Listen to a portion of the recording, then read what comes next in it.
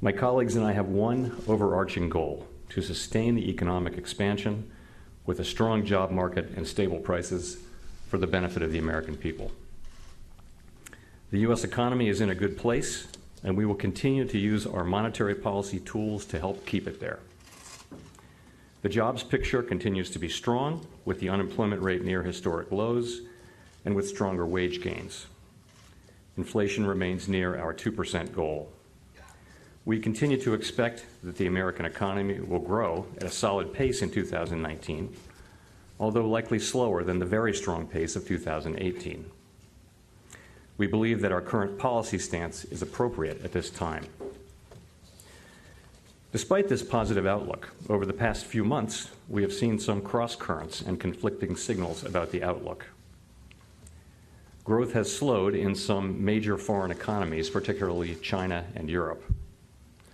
There is elevated uncertainty around several unresolved government policy issues, including Brexit, ongoing trade negotiations, and the effects from the partial government shutdown in the United States.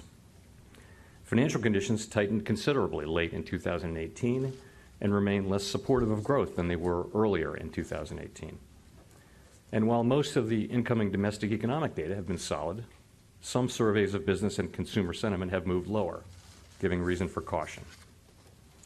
We always emphasize that our policies are data dependent.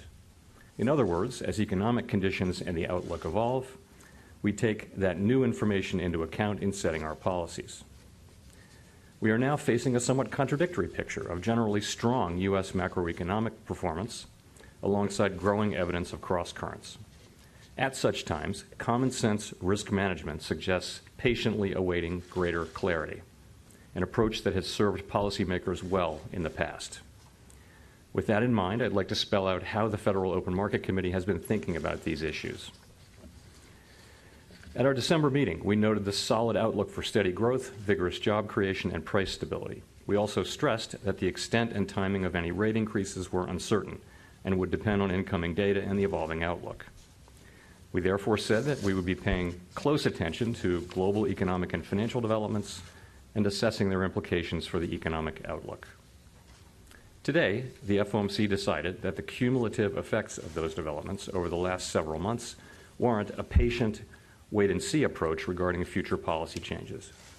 In particular, our statement today says, in light of global economic and financial developments and muted inflation pressures, the committee will be patient as it determines what future adjustments to the target range for the federal funds rate may be appropriate. This change was not driven by a major shift in the baseline outlook for the economy. Like many forecasters, we still see sustained expansion of economic activity, strong labor market conditions, and inflation near 2% as the likeliest case. But the cross-currents I mentioned suggest the risk of a less favorable outlook. In addition, the case for raising rates has weakened somewhat. The traditional case for rate increases is to protect the economy from risks that arise when rates are too low for too long, particularly the risk of too high inflation. Over the past few months, that risk appears to have diminished.